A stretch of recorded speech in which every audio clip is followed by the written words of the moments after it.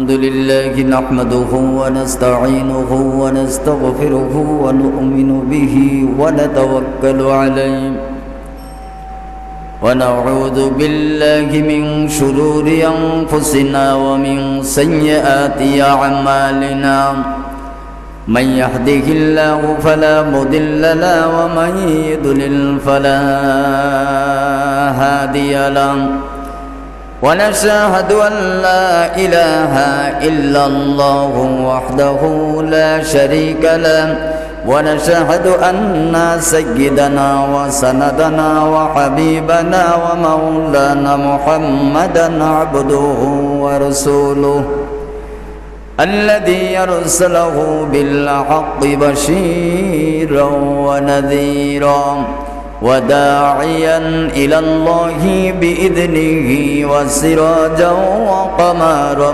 منيرا فقد قال الله تبارك وتعالى في كلامه المجيد وفي فرقانه الحميد أعوذ بالله من الشيطان الرجيم بسم الله الرحمن الرحيم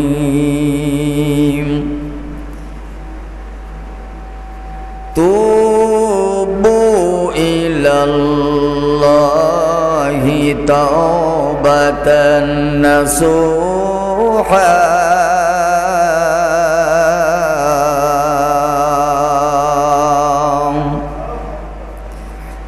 وقال الله تعالى ولا تكونوا كالذين نسوا الله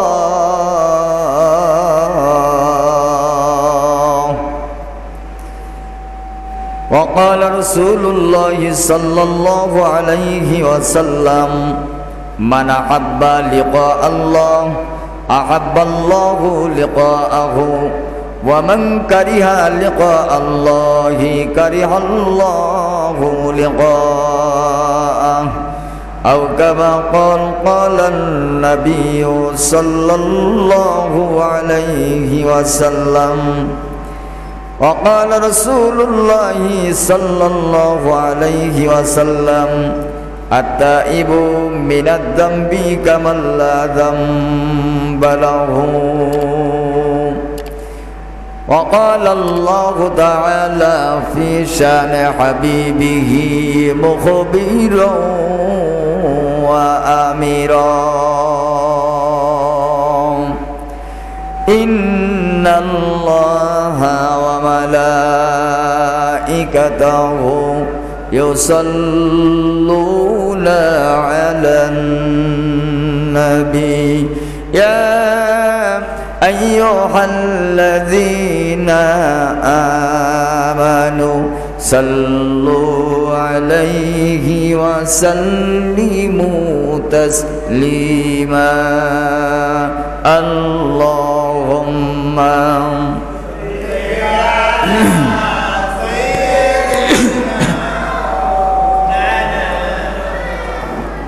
বক্সের যেটা হালকা কমায় দিন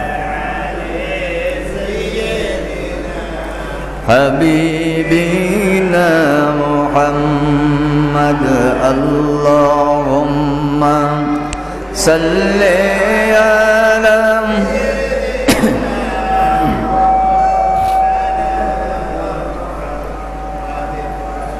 ওয়া আলা আলিহি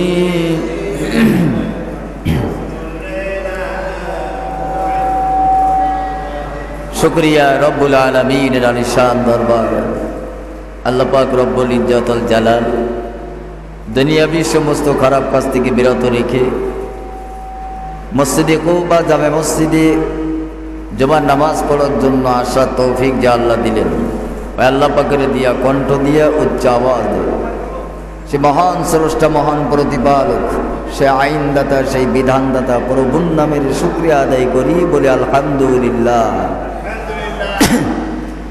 দরুদ ও সালাম মানবতার মুক্তির কান্ডারি আখিরি জামানার পয়গম্বর নবী মুহাম্মদুর রাসূলুল্লাহ, সবাই বলি সাল্লাল্লাহু আলাইহি ওয়াসাল্লাম। বক্সের লাইনটা কমাই দাও। আলহামদুলিল্লাহ, থাক, মাইকের সাউন্ডটা বাড়াই দেবে, বক্সের টাউনটা কমাই দেবে। আলোচনা করেছিলাম গত জুমাবারে আল্লাহ পাক রমজানকে 3টা ভাগে ভাগ করেছে। কয় ভাগে? জোরে বলেন, কয় ভাগে? 3 ভাগে আল্লাহ রোজাটাকে ভাগ করেছেন। প্রথম ছিল রহমতের 10 দিন, আমাদের ভিতর থেকে বিদায় নিয়ে চলে গেছে। আল্লাহ বিবেক দিয়েছেন, বুদ্ধি দিয়েছেন, চেতনা বোধ শক্তি দিয়ে মানুষ সৃষ্টি করেছেন। আমরা নিজের বিবেক খাটাইয়া, বুদ্ধি খাটাইয়া, চেতনাবোধ শক্তি খাটাইয়া যদি চিন্তা করি, তাহলে আমরাই বলে দিতে পারবো রমজানের প্রথম 10 দিনের রহমতের ভাগিদার আমরা কতটুকু হতে পেরেছি আর কতটুকু হতে পারি নাই। ঠিক না ধরে বলো। দ্বিতীয় হলো মাগফিরাত। আল্লাহ পাক আমাদেরকে এই মাগফিরাতের প্রথম 10 দিনে, প্রথম জুমার দিনে আল্লাহ পাক মসজিদে আসার তৌফিক দান করেছেন। সুবহানাল্লাহ বলবেন না? জোরে বলেন না সুবহানাল্লাহ। আল্লাহর দরবার থেকে এই 10 দিনে মাগফিরাত চেয়ে নিতে হবে। জীবনের গুনাহ যা করেছি সব গুনাহ থেকে আল্লাহর কাছ থেকে পানা চেয়ে মাগফিরাত কামনা করতে হবে। এই জন্য এই 10টা দিন আল্লাহ দান করে। সুবহানাল্লাহ বলবেন না? 10 দিনে কি কাম? আল্লাহর দরবার থেকে মাগফিরাত করে নিতে হবে, গুনাহ মাফ করে নিতে হবে।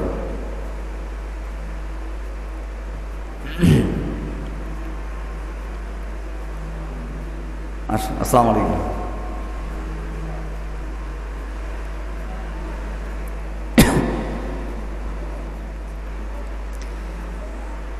আল্লাহ রাব্বুল আলামিন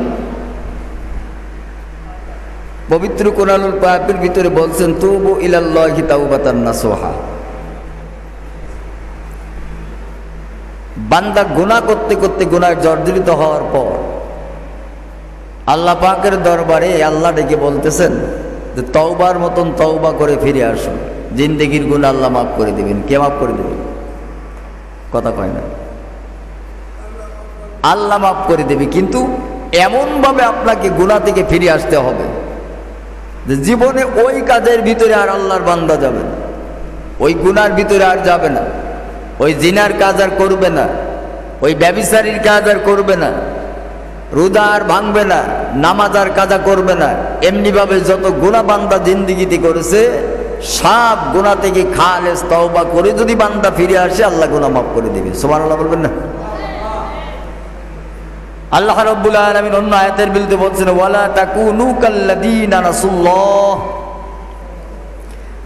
আল্লাহ রাব্বুল আলামিন মানুষদেরকে ডেকে বলতেছেন, তোমরা তাদের মতো হইও না যারা আল্লাহকে ভুলে রয়েছে, যারা আল্লাহকে ভুলে যায়। এমন মানুষদের সঙ্গে আল্লাহ মিশতে নিষেধ করেছেন, তাদের মতন হইতে আল্লাহ নিষেধ করেছে। সুবহানাল্লাহ বলবেন না? আল্লাহ বলতেছেন, তোমরা তাদের মতন হইও না যারা আল্লাহ থেকে জুদা হয়ে গেছে, আল্লাহকে ভুলে গেছে। আল্লাহকে ভোলাটা কেমন? তাফসীরের ভিতরে আসছে যে আল্লাহ রাব্বুল আলামিন ওই মানুষদের সঙ্গে সংস্পর্শে মিশতে নিষেধ করেছেন যারা আল্লাহর সঙ্গে প্রতিজ্ঞাবদ্ধ হওয়ার পর এই প্রতিজ্ঞাবদ্ধ আল্লাহর কাছ থেকে ভঙ্গ করে। আপনি জিন্দেগিতে আল্লাহর কাছে তওবা করেছেন, আল্লাহ নামাজ জীবনে যা ছেড়েছি আজ ছাড়বো না, আজকের থেকে নামাজ আর কাজা করব না, আল্লাহর সঙ্গে প্রতিজ্ঞাবদ্ধ হয়েছিলাম। কিন্তু কয়দিন পর দেখা গেল আল্লাহর সঙ্গে সেই নামাজ পড়ার যে ওয়াদা করেছিলাম, ওয়াদা আমরা ভুলে গেছি। সে ওয়াদা আমরা বেমালুম ভুলে দিয়ে আল্লাহর সঙ্গে ওয়াদা ভঙ্গ করে ফেলেছি। আল্লাহর সঙ্গে ওয়াদা করেছিলাম, আল্লাহ বিগত জিন্দিগিতে যত রোজা ভেঙ্গেছি, কাজা করেছি, আর রোজা ভাঙবো না, কাজা করব না। কয়েকদিন পরে দেখা গেল এই বান্দা আল্লাহর সঙ্গে ওয়াদা করলো যে আজ জীবনে রোজা কাজা করব না, রোজা ভাঙবো না। 2-1টা রাখার পরে বান্দা আল্লাহর সঙ্গে সেই ওয়াদা ভেঙ্গে দিল।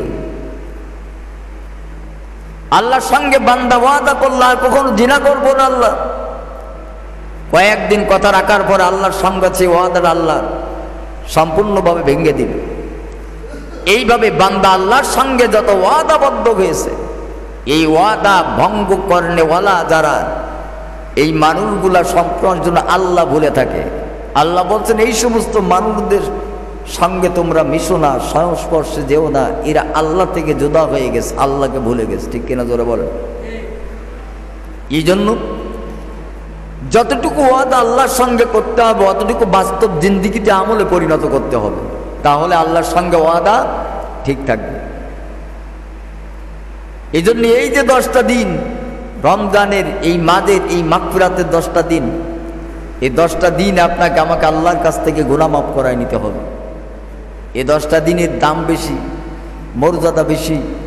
আল্লাহ চান বান্দা আমার কাছে চাক, আমার কাছে মাপ চাক, আমি তার জিন্দগির গুনাহ মাফ করে দেব। আল্লাহ চান না তার হাতে গড়া বান্দাগুলোর সব আস্তে আস্তে জাহান্নামের ভিতরে চলে যাক। আল্লাহ চান?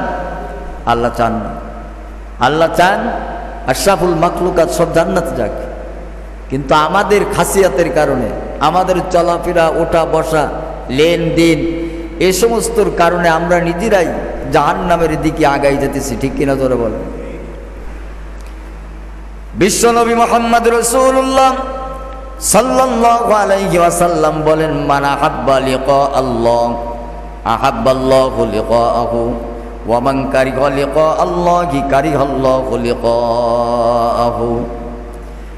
নবীজি সাল্লাল্লাহু আলাইহি ওয়াসাল্লাম বলেন, যে বান্দা আল্লাহর সঙ্গে দেখা করার জন্য উৎসুক এবং পাগল, আল্লাহ রব্বুল আলামিন ওই বান্দার সঙ্গে দেখা করার জন্য আল্লাহ পাগল। নবীজি বলতেছেন, আল্লাহর সঙ্গে বান্দা যদি দেখা সাক্ষাৎ করার জন্য উৎসুক হয়, আনন্দ উৎফুল্ল হয়, আল্লাহ ওই বান্দার সঙ্গে দেখা করার জন্য উৎসুক হয়ে ওঠেন। সুবহানাল্লাহ বলেন। আর যে বান্দা আল্লাহর সঙ্গে দেখা করতে চায় না, আল্লাহর সঙ্গে দেখা করাটাকে নিজের আনন্দ মনে করে না, আল্লাহ রব্বুল আলামিন ওই বান্দার সঙ্গে দেখা করতে চান না। এটা আমার কথা না, নবীজির কথা। কথা বলেন, কার কথা? নবীজির কথা। আল্লাহর সঙ্গে বান্দা যদি দেখা করার জন্য আনন্দিত হয়, উৎসুক হয়, তাহলে আল্লাহ বান্দার সঙ্গে দেখা করার জন্য উৎফুল্ল হন, উৎসুক হন। আর আল্লাহর সঙ্গে বান্দা যদি দেখা করতে না চায়, আল্লাহ চান না যে ওই বান্দার সঙ্গে দেখা করবে। ফাআনসাহুম আনফুসাহুম উলাইকা হুমুল ফাসিকুন। আর এই সমস্ত মানুষ যারা, এরাই হলো ফাসিক। আল্লাহর সঙ্গে কোন বান্দা দেখা করবে না? বলতে পারবেন আল্লাহর সঙ্গে আপনার দেখা হবে না? পারবে কেউ বলতে? কিয়ামতের মাঠ আল্লাহ যেদিন তৈরি করবেন, আদম থেকে শুরু করে কিয়ামত পর্যন্ত যত মানুষ আছে, সব মানুষ তো আল্লাহর কাঠগড়ায় জবাবদিহিতের কাতারে দাঁড়াতে হবে না? কথা বলে না কেন? সেদিন সুপ্রিম কোর্টের জজ থাকবে না, হাকিম থাকবে না, কোনো উকিল থাকবে না, কোনো ব্যারিস্টার নাই, আল্লাহর কাঠগড়ার থেকে বাঁচাবার মতন বাবা নাই, মা নাই, আত্মীয় স্বজন, পাড়া প্রতিবেশী কেউ নাই। শুধুমাত্র একজন থাকবেন, তিনি হলেন আপনার আমার প্যারা নবী মুহাম্মদুর রাসূলুল্লাহ সাল্লাল্লাহু আলাইহি ওয়াসাল্লাম ছাড়া আল্লাহ কাউকে সুপারিশ করার অধিকার দিবেন না। আদম থেকে ঈসা রুহুল্লাহ পর্যন্ত নিজেই থরথর করে কাঁপবে যে নিজে বাঁচি, উম্মতের কথা ভুলে যাবে। সেই কিয়ামতের ময়দানে আল্লাহর সম্মুখে যারা দাঁড়াতে চায় না, এই মানুষগুলো আল্লাহর সঙ্গে যারা দেখা করতে চায় না, এই মানুষগুলাই হলো ফাসিক। আল্লাহ রাব্বুল আলামিন অন্য আয়াতের ভিতরে বলছেন, ওয়া হুয়াল্লাযী ইয়াকবালু তাওবাতা আন ইবাদিহি ওয়া ইয়াফু আনিস সাইয়্যাত। আল্লাহ রব্বুল আলামিন করেন, বান্দা যদি তওবা করে, আল্লাহ রব্বুল আলামিন তওবা কবুল করে নিয়ে বান্দার অতীতের গুনাহগুলো আল্লাহ মাফ করে দেন। বান্দার কাছে আল্লাহর কাছে বান্দা যখন তওবা করে, আল্লাহ তওবা কবুল করেন। এমন কোন দোয়া নাই যে আল্লাহ কবুল করে না। আমরা মনে করি আল্লাহ হয়তো দোয়া কবুল করে না, তওবা কবুল করে না, এটা আমরা মনে করি। কিন্তু প্রত্যেকটা মানুষের দোয়া তওবা আল্লাহ কবুল করেন, হয় খুব তাড়াতাড়ি না একটু দেরিতে। সুবহানাল্লাহ বলবেন না? কোন বান্দার দোয়া আল্লাহ ফিরাইয়া দেন না, সব দোয়া আল্লাহ কবুল করেন। সুবহানাল্লাহ বলেন। উতবা নামক আনসার যুবক নিজে জিনা করে গুনাহগার হয়েছে, ব্যভিচারী করেছে, এমন কোন অন্যায় অত্যাচার জিন্দেগিতে করে নাই, এমন কোন খারাপ কাজ আসমানের নিচে জমিনের উপরে নাই যে গুনাহ থেকে তাকে কখনো কেউ ফিরাতে পেরেছে। ওই জামানে একজন আল্লাহর ওলি ছিল হাসান বসরি রাহমাতুল্লাহ আলাইহি। যুবকের এই গুনাহ করার কারণে এই এলাকার মানুষ, সমাজের মানুষ তারপরে বড় নারাজ হয়ে গেল। এলাকার মানুষগুলো ধিক্কার দেয়, তোর সঙ্গে কথা বলবো না, উঠা বসা করবো না, চলাফেরা করবো না।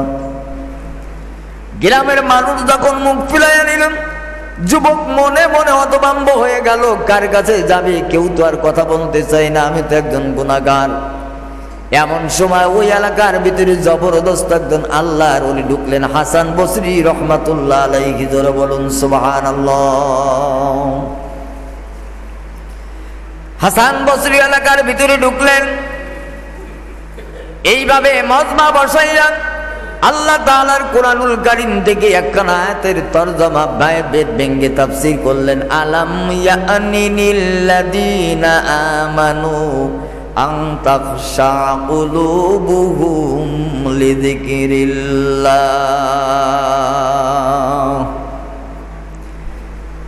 ঈমানদারদের কি এখনো সে সময় আসে নাই? আল্লাহর ভয়ে তাদের অন্তরটা বিগলিত হয়ে যাবে, নরম হয়ে যাবে, কম্পিত হবে। যুবক মানুষ ওই মজলিসের ভিতরে ছিল। হাসান বসরি আয়াতের তরজমা যখন করা শুরু করে দিলেন, বেদ ভেঙ্গে আলোচনা যখন করতেছেন, মজলিসের ভিতরে যত মানুষ, সব মানুষের চোখ দ্বারা পানি টপ টপ করে জমিনে পড়া শুরু হয়ে গিয়েছে। এমন কোন মানুষ নাই মজলিসের ভিতরে কান্না করে নাই, কান্নার রোল পড়ে গেল।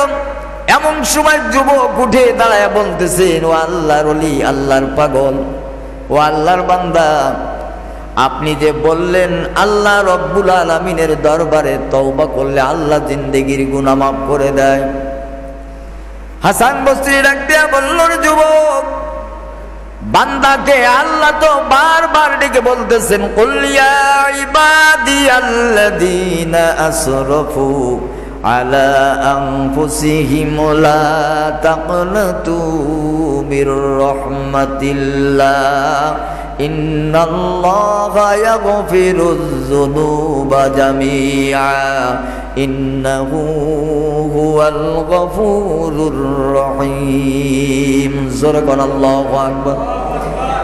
আল্লাহ তো বান্দারে বারবার ডেকে ডেকে বলেন, গুনাহ করতে করতে নিজের পরে জুলুম করেছো বান্দা, হতাশ হইও না, নৈরাশ হইও না, টেনশন করো না, চিন্তিত হইও না।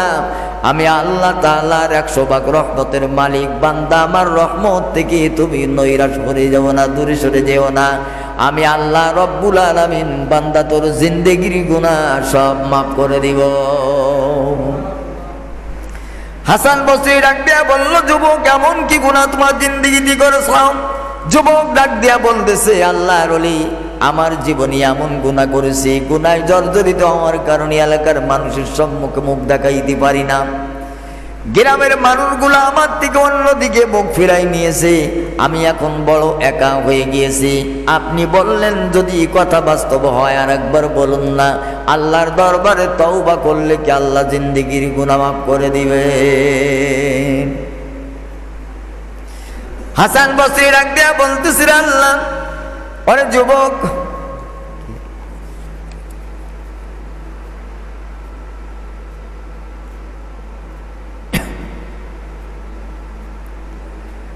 হাসান বসরি রাহমাতুল্লাহ আলাইহি যুবককে ডাক দিয়া বলল, যুবক, আল্লাহর বক্তব্যে আল্লাহ বলে দিয়েছেন, খালেস তওবা করে বান্দা যদি একেবারে ফিরে আসে, আর পিছনে আর জিন্দেগির দিকে আর তাকাবে না, পিছনের গুনার দিকে আর তাকাবে না, পিছনের গুনার দিকে আর ফিরে যাবে না, এমনি ভাবে খালেস অন্তর নিয়া বান্দা যদি ফিরে এসে আল্লাহর দরবারে তওবা করে, আল্লাহ রব্বুল আলামিন বান্দার জিন্দেগির গুনাহ আল্লাহ সব মাফ করে দিবে।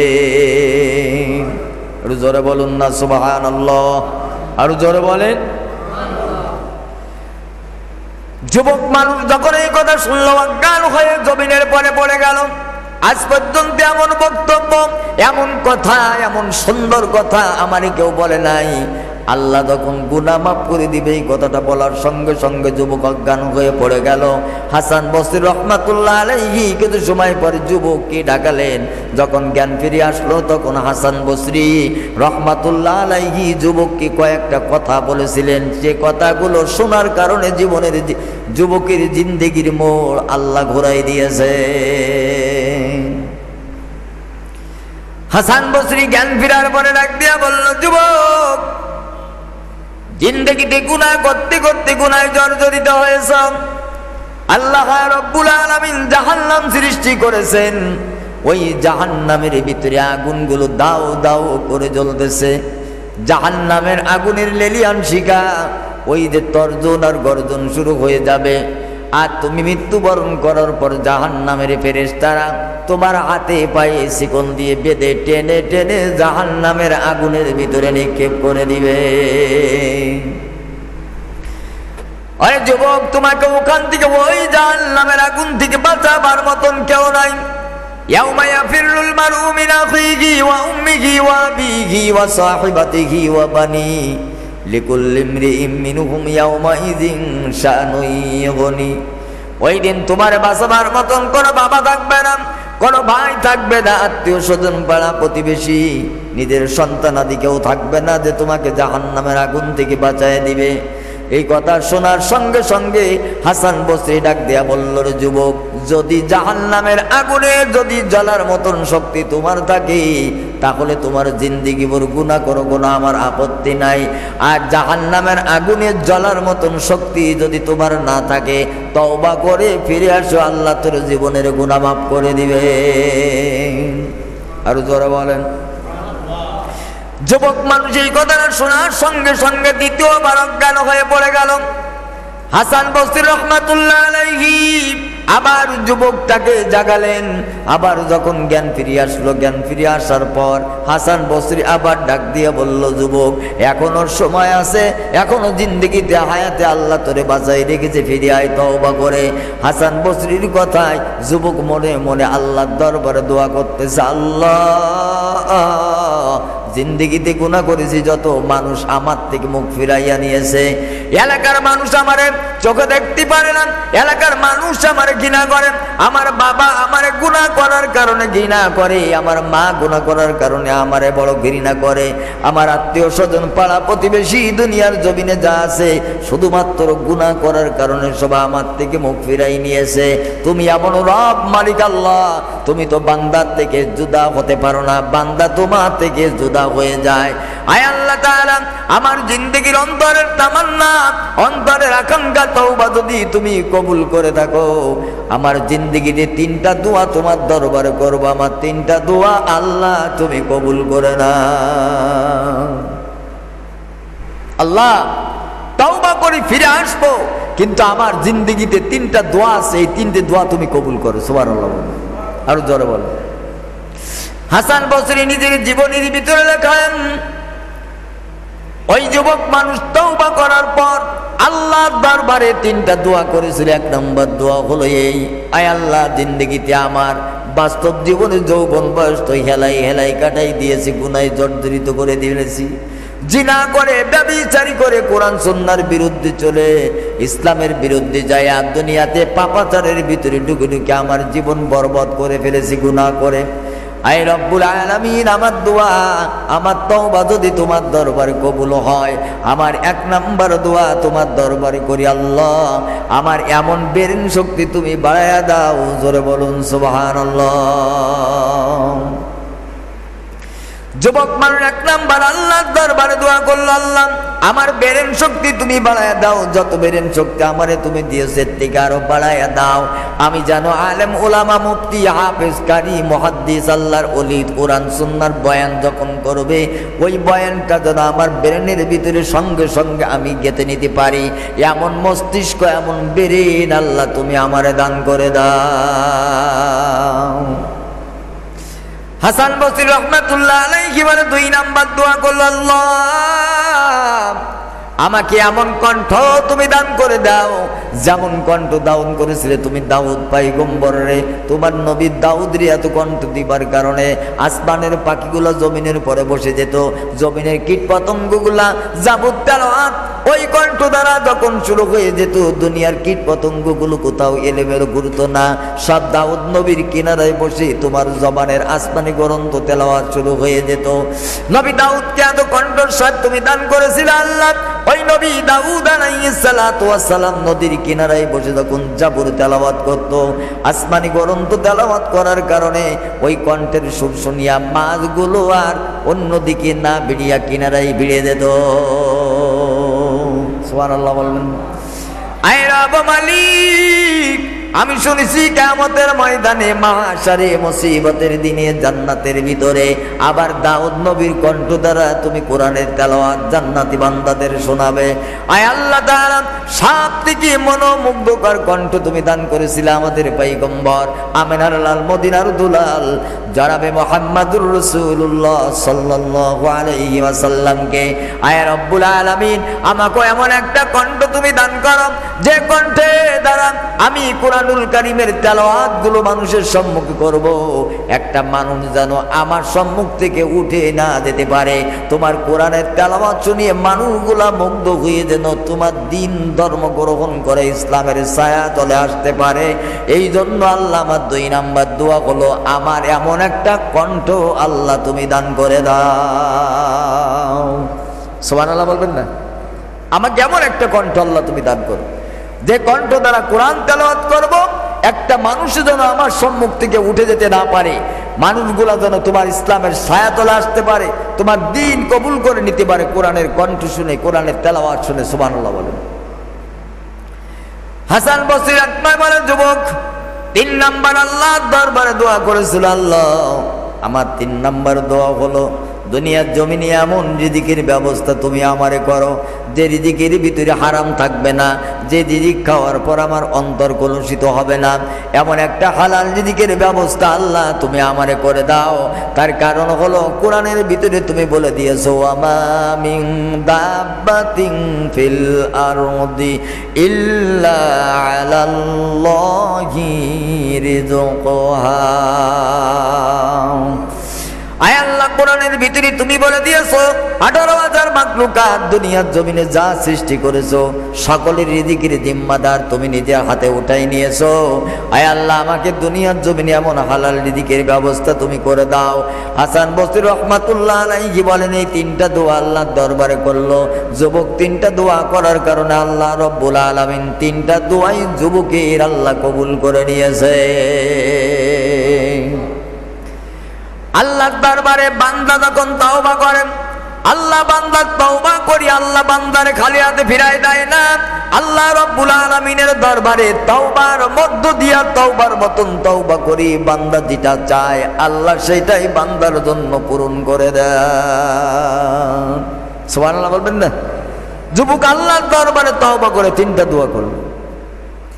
হাসান বসরি রহমাতুল্লাহ আলাইহি বলেন, যুবক 1 নাম্বার দোয়া করেছিল, আল্লাহ আমাকে এমন ব্রেন শক্তি তুমি দান করে দাও, আলেম উলামা হাফেজ কারি মুফতি মুহাদ্দিস যখন কোরআন সুন্নাহ হাদিসের বয়ান করবে, প্রত্যেকটা বয়ান যেন আমি সেকেন্ডের ভিতরে ব্রেনের ভিতরে ক্যাচ করে নিতে পারি, মুখস্থ করতে পারি, এমন মুখস্থ শক্তি তুমি আমারে দাও। হাসান বসরি রহমাতুল্লাহ আলাইহি বলেন, আল্লাহ রব্বুল আলামিন যুবকরে এমন ব্রেন শক্তি আল্লাহ দিয়েছিল, ওই জামানায় আসমানের নিচে জমিনের উপরে ওই রকম ব্রেন শক্তি, ওই রকম মুখস্থ করার শক্তি আল্লাহ আর কাউরে দান করে নাই। 2 নাম্বার হাসান বসরি রহমাতুল্লাহ আলাইহি বলেন, 2 নাম্বার আল্লাহ পাক রব্বুল আলামিন ওই যুবককে এমন সুন্দর একটা কণ্ঠ আল্লাহ দান করেছিল, ওই জামানায় আসমানের নিচে জমিনের উপরে ওই রকম তেলাওয়াতের কণ্ঠ আল্লাহ পাক ওই জামানায় আর কাউরে দান করে নাই। ওই যুবক যখন কোরআনুল কারীম টান দিয়ে তেলাওয়াত করত, রাস্তা দিয়ে কোনো মানুষের কানের ভিতরে ওই কণ্ঠের আওয়াজ যদি একবার যেত, ওই মানুষটার সামনে কদম মারত না, যুবকের তেলাওয়াত শোনার জন্য সম্মুখে ময়দানে বসে যেত। সুবহানাল্লাহ বলবেন না?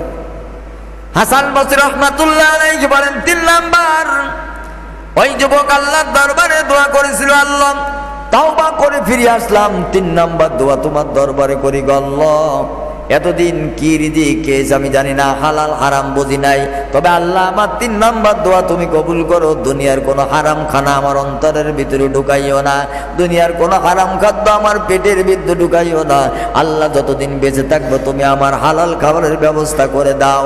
হাসান বসরি রাহমাতুল্লাহ আলাইহি বলেন, বাকি জিন্দেগিতে তওবা করে ফিরে আসার পর ওই যুবক যতদিন বেঁচে ছিল আল্লাহ প্রতিদিন 2টা করে রুটি আর 1 পেয়ালা তরকারি আল্লাহ ওই যুবকের বাড়িতে পৌঁছাই দিত।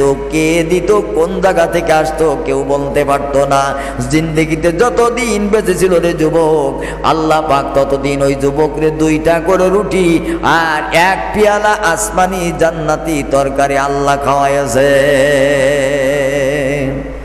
শুধুমাত্র তাওবা করে ফিরে আসার কারণে। সুবহানাল্লাহ বলবেন না? আর জোরে বলেন। আল্লাহ পাক বান্দা যখন তাওবা করে ফিরে আসে, ফিরে আসার পর নিষ্পাপ আল্লাহর কাছে যা চায় আল্লাহ সেটা দিয়ে দেন। সুবহানাল্লাহ বলেন। আল্লাহ দিতে কমতে আছে নাকি? আল্লাহ কথা কোন না কেন? আল্লাহর ভান্ডারে কম আছে? আল্লাহর ভান্ডারে কমতি নাই। আল্লাহ যখন যেটা চান বান্দারে অবশ্যই দিয়ে দেন, শুধু দেন না। ফাউলাইকা ইউবাদদিলুল্লাহু সাইয়্যাতিহিম হাসানাত।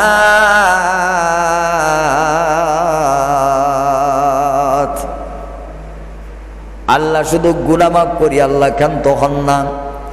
যে গুনাহগুলো আল্লাহ মাফ করে দিল ওই জায়গাটা আল্লাহ খালি রাখেন না, আল্লাহ গুনাহগুলোকে নেকির দ্বারা পরিবর্তন করে বান্দার আমলনামায় লিখে দেন।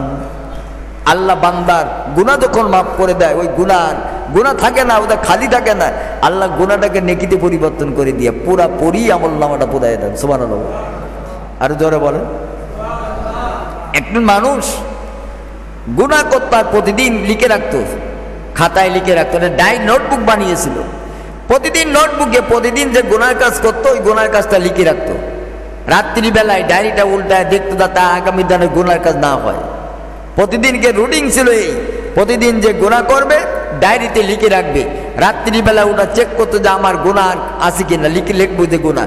হঠাৎ একদিন একটা গুনাহ করে ফেলেছে, গুনাহটা লিখার জন্য যখন ডায়েরি হাতে নিয়েছে দেখে ডায়েরির জায়গায় একটা গুনাহ আর লেখা নাই, সব গুনাহগুলো আল্লাহ নেকিতে পরিবর্তন করতেছে। সুবহানাল্লাহ বলবেন না? মুকাশাফাতুল কুলুব নামে একটা কিতাব আছে, এই কিতাবের ভিতরে আয়াতে কারিমার তরজমা এই ব্যাখ্যাটা আসছে। সুবহানাল্লাহ বলবেন না? আরো যারা বলেন ফাউলাইকা ইউবাদদিলুল্লাহু সাইয়্যাতিহিম হাসানাত। ওই মানুষটা দেখতেছেন যে তার ওই গুনাহ লেখা যে ডায়েরি, ওই ডায়েরির জায়গায় গুনাহ লেখা নাই, কুদরতিভাবে কোরআনুল কারীমের আয়াতখানা কে যেন লিখে দিয়ে। সুবহানাল্লাহ বলেন। আয়াতের অর্থ হলো এই, অতঃপর আল্লাহ তাদের গুনাহ পরিবর্তন করে পুণ্যে পরিণত করে দেন। সুবহানাল্লাহ বলেন। আল্লাহ পারে কি পারে না? কথা বলেন না কেন? আল্লাহ সব পারে, কিন্তু আমরা আল্লাহর কাছে নীতি জানি না। ঠিক কিনা জোরে বলেন? আল্লাহর কাছ থেকে আমরা নীতি জানি না। আল্লাহ দিবার জন্য প্রস্তুত। এই 10 দিন আল্লাহর কাছ থেকে মাগফিরাত কামনা করে, আল্লাহ জীবনে গুনাহ করে ফেলেছি, মাফ করে দাও।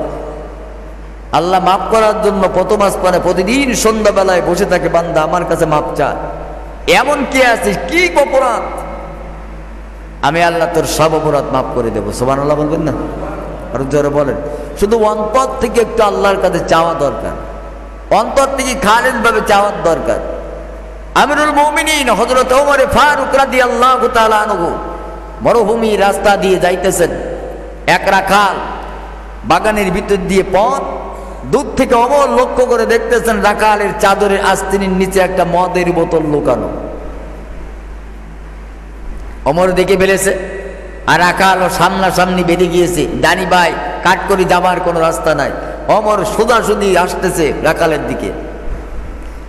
রাখাল আল্লাহর দরবারে অন্তর থেকে দোয়া করে, আল্লাহ আমিরুল মুমিনিন হযরত ওমর আমার দিকে আগমন করতেছে গো আল্লাহ, যার দেখে শয়তান পর্যন্ত ওই রাস্তায় ঢোকে না। আমিরুল মুমিনিন আমার কাছে যদি এই মদের বোতল দেখেন আমার জীবন বাতি নিভে যাবে। অতএব আল্লাহ তোমার ওমরের সম্মুখে আমাকে তুমি লজ্জিত করো না। আমি খালেস ভাবে তওবা করতেছি, আর জীবনে মদ আমি পান করব না। আল্লাহ ওমরের হাত থেকে আমারে বাঁচায় দাও, তুমি ওমরের সম্মুখে আমি রাখালকে লজ্জিত করো না, অপমানিত করো না। আমি অন্তর থেকে তওবা করতেছি, এই মদ জিন্দিগিতে আর খাবো না। আল্লাহ তোমার কাছে দোয়া করি মদটাকে তুমি মধু বানায় দাও, সুবহানাল্লাহ, সিরকা বানায় দাও। ওমর চলে আসলো যুবকের কাছে, এরে যুবক তোর জামার আস্তিনের নিচে কি লুকানো আছে? মদের বোতল লুকাই রেখেছো নাকি? যুবক বলতেছে আমিরুল মুমিনিন, এতে মদ নয়, এটার ভিতরে আছে সিরকা। সুবহানাল্লাহ বলবেন। আসলে ছিল কি? মদ। ওমরও দেখতেছে, আবার দেখে যখন লুকালো তাহলে ওটা মদ ছাড়া আর কিছু হবে না। একজন যুবক বলল আমার দিকে কেন বোতলটা জামার আস্তিনের নিচে লুকাবে? অবশ্যই তো মদ আছে। ওমর বলে আমারে দেখাও। কয় হুজুর দেখা লাগবে না, এতে সিরকায় আছে। কয় না যুবক তুমি আমার দেখাও, সিরকা আছে, আমাকে দেখালে অসুবিধা কি?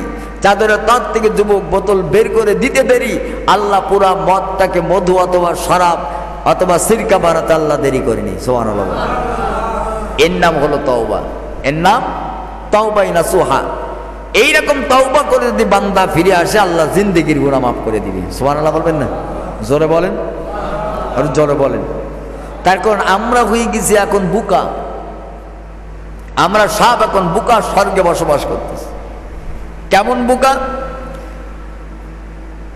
হারুন আর রশিদ আর বাহলুল দুইজন ছিল বন্ধু। হারুন আর রশিদ আল্লাহ রব্বুল আলামিন ভারতের জমিনের রাজ সিংহাসনে বসালেন, প্রধানমন্ত্রী বানালেন, রাজত্ব দিলেন, ক্ষমতা দিলেন, পাওয়ার দিলেন। আর বাহলুল দুনিয়ার মানুষদের হিদায়াতের জন্য আল্লাহর পাগল হয়ে রাস্তায় রাস্তায় ঘোরা শুরু করে দিল। বাহলুল এমন পাগল ছিল আল্লাহ তাআলার, নিজের বাড়ির ভিতরে কোনোদিন বালিশে মাথা দিয়ে ঘুমাতো না। বাড়ির সম্মুখে যে কবরস্থান থাকতো, কবরস্থানের যে পাশে যাইয়া প্রতিদিন সকাল সন্ধ্যা কবরস্থানগুলো ঝাড়ু দিয়া পরিষ্কার করে একটা কবর কুড়ে তারের ভিতরে ঘুমিয়ে থাকতো। সুবহানাল্লাহ। বাহলুল পাগলা একদিন কবরস্থানের ধারে কবরগুলো পরিষ্কার করতেছে, এমন সময় হারুন আর রশিদ ওই রাস্তা দিয়ে রওনা দিয়েছে। ডাক দিয়া বলতেছে রে বাহলুল পাগলা, বাড়িতে কবরস্থানে তুই কি করতেছিস আমারে জানা? যখন বাহলুল হারুন আর রশিদ এইভাবে পাগল বলে ডাক দিয়েছে, হারুন আর রশিদের এই পাগল বলার কারণে বাহলুল পাগলা একটা দৌড় মেরে গাছের মাথায় দুই ডালের মাথায় উঠে বসে দুই দিকে দুইটা পা দিয়া এমনি ভাবে ওই জায়গায় নাচা শুরু করে দিয়েছে। এক দৌড়ি গাছের মাথায় উঠে দুই ডালের দুই দিকে পা ঝুলাইয়া দাঁড়িয়ে আছে। বাহলুল পাগলা ডাক দিয়া বলতেছে হারুন আর রশিদ, তুমি না আমারে বোকা বললাম, আমারে পাগল বললাম, আমি তোমার কাছে প্রশ্ন করি এই দুনিয়ার জমিনের সবচেয়ে বোকা কে, পাগল কে? হারুন আর রশিদ ডাক দিয়া বলতেছে আমারে তুই বল। হারুন আর রশিদের কথাই ডাক দিয়া বলতেছে, ওরে বাহলুল পাগলা ডাক দিয়া বলে হারুন আর রশিদ, আমি এই কবরস্থানের ভিতরে থাকি, এই জায়গায় বসবাস করি, এইগুলাই পরিষ্কার পরিচ্ছন্ন করি, তোমার গায়ে লাগে, আমি এই জন্য পাগল হলাম।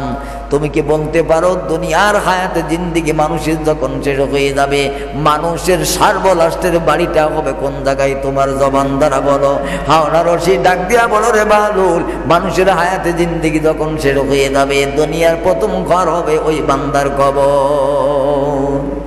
বাহলুল পাগলা ডাক দিয়া বলল হারুন আর রশিদ, যে ঘরের ভিতরে চিরদিন থাকা যাবে না, যে বাড়ি বানাইয়া বাড়ির ভিতরে খাটিয়ার পরে বেশি দিন ঘুমানো যাবে না, যে বালিশ নরম বাড়ির বানাইয়া বাজার থেকে কুড়াই করে এনে ঘরের ভিতরে রাখলাম, ওই বালিশে মাথা দিয়া বেশি দিন তো থাকা যাবে না। হায়াতের জিন্দেগি শেষ হওয়ার পরে আমার আসল বাড়ি কবরস্থান ঘর, যে জায়গায় আসতে হবে দুনিয়ার চাকচিক্য সব ছেড়ে দিয়া আমি সেই বাড়িটা পরিষ্কার পরিচ্ছন্ন করতেছি, যাতে এই বাড়িতে ঘুমাতে যেন আরামে পারি। জোরে বলুন সুবহানাল্লাহ।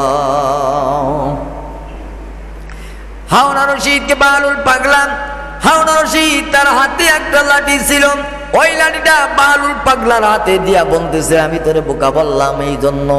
তবে হারুন আর রশিদ তো আমি বাহলুল পাগলা তোরে একটা জিনিস জানাই দেয়, আমার কাছে এই যে রাজকীয় লাঠিটা, সেই লাঠিটা আমি তোরে দিয়ে গেলাম, আমি হারুনা রশিদ বলে দিলাম, রে বালুল, তোর চাইতে যদি কোনো বোকা মানুষ আর পাও, তুমি যে সবচাইতে বড় বোকা, তোমার চাইতে যদি কোনো বোকা দুনিয়ার জমিনে পাও, আমার এই লাঠিটা তারে তুমি উপহার দিয়া দিও। জোরে বলুন সুবহানাল্লাহ।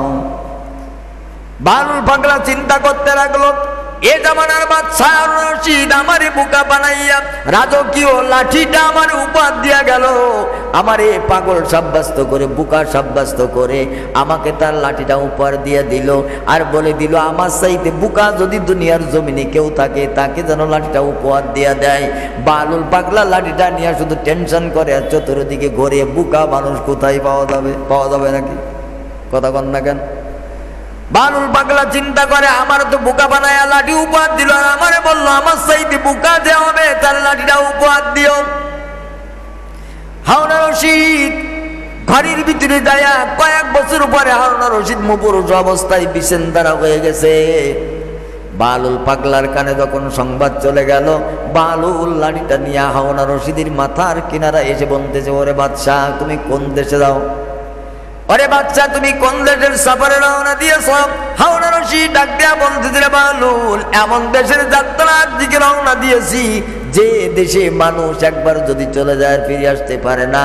হারুন রশিদের কথায় বালুল ডাক দেয়া বলতেছে, রে বাচ্চা হারুন রশিদ, দুনিয়ার এক দেশ থেকে আর এক দেশে সফর করার সময়, এক গ্রাম থেকে আর এক গ্রামে সফর করার সময়, এক জেলা থেকে আর এক জেলায় সফর করার সময়, এক বিভাগ থেকে আর এক বিভাগে সফর করার সময় তোমার কত না সঙ্গে ছিল, কত আর্মি ছিল, বিডিআর ছিল, কত বিমান বাহিনী ছিল, লাঠিয়াল বাহিনী ছিল, হেলমেট বাহিনী ছিল, তোমার দেহরক্ষী কত বাহিনী ছিল, সব বাহিনীদেরকে নিয়ে রাস্তার মোড়ে মোড়ে বসাইয়া অন্য জেলা, অন্য বিভাগ, অন্য দেশ সফর করেছো। আজকে যে দেশের সফরে তুমি যেতেছো, তোমার আর্মি কই, বিডিআর কই, পুলিশ বাহিনী কই, সব বাহিনীগুলো তো আজকে তোমার রাখা দরকার ছিল, এই বাহিনী তুমি কোন জায়গায় রেখে গেলা?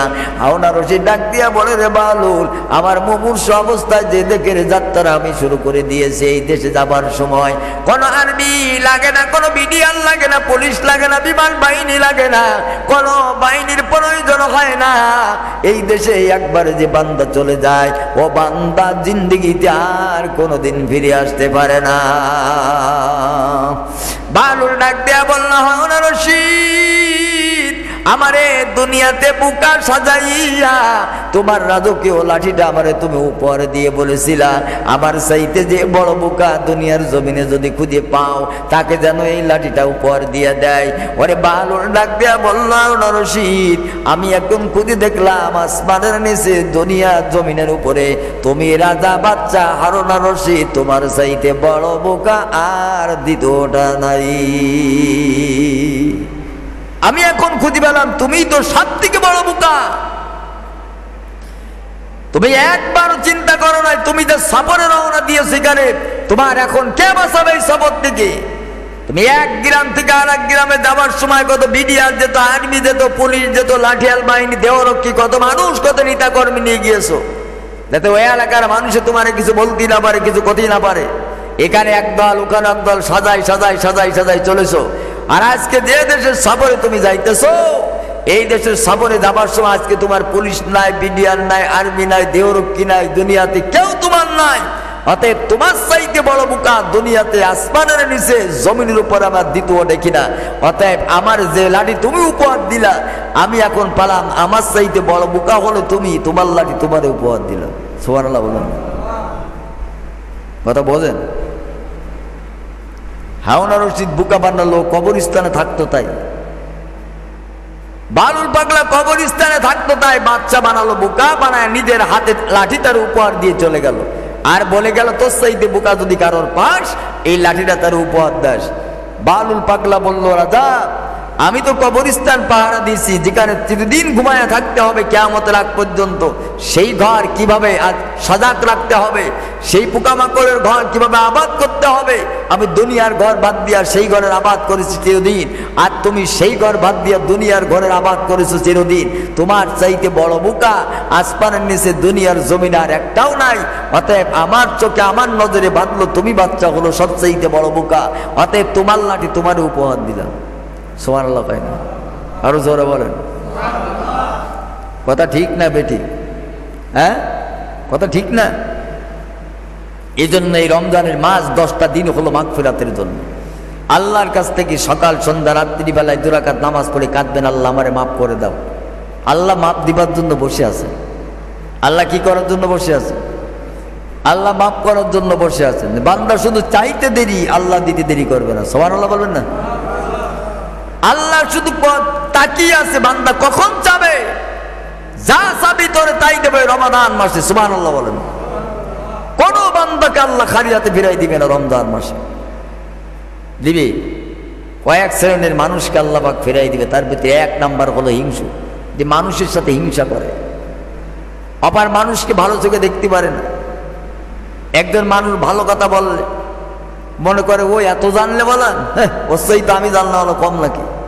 এটা একটা হিংসা বিদ্বেষ অন্তরের ভিতরে যার আছে, রমাদান মাসে আল্লাহ তাকে মাফ করে না। ও সবে বরাতেও মাফ পায়নি, ও সবে কদরেও মাফ পাবে না, যত সময় পর্যন্ত অন্তর থেকে এই হিংসা বিদ্বেষগুলো বের না করে দিবে। নাউযুবিল্লাহ বলবেন না? মানে ও সবে বরাতেও মাপ পায়নি আর সবে কদরেও পাবে না, যার অন্তর যারা পরিমাণ হিংসা থাকবে, ও জিন্দিগিতে মাপ হবে না। ওর হাজার হাজার সিজদা, হাজার হাজার নামাজ সব বরবাদ হয়ে যাবে অন্তরে হিংসা থাকার কারণে। আল্লাহর কাছে চান, আল্লাহ আমার অন্তরটা তুমি পরিষ্কার করে দাও। গুনাহ করে করে অন্তরটা কালিমাযুক্ত হয়ে গেছে, এই কালিমাগুলো আল্লাহ তুমি পরিষ্কার করে দাও। আমার অন্তর তুমি নূর দিয়ে ভরপুর করে দাও। সুবহানাল্লাহ বলেন। আল্লাহ দিবার জন্য পাগল, রমজানের প্রতিদিন আল্লাহ দিবার জন্য পাগল। আল্লাহ প্রতিদিন সন্ধ্যাবেলায় বান্দার জন্য আকুতি মিনতি করে ডেকে ডেকে বলে, ফজর পর্যন্ত আয় আমার কাছে চা, কেন ঘুমিয়ে থাকবি? চা, আমার কাছে যা চাবি আমি আল্লাহ তোকে তাই দিয়ে দেব। আল্লাহ পাক রব্বুল আলামিন এইভাবে যেন আমাদের তওবাগুলো কবুল করে নিয়ে জিন্দেগির গুনাহ মাফ করে দেন। জোরে বলেন আমিন, আরো জোরে বলেন আমিন।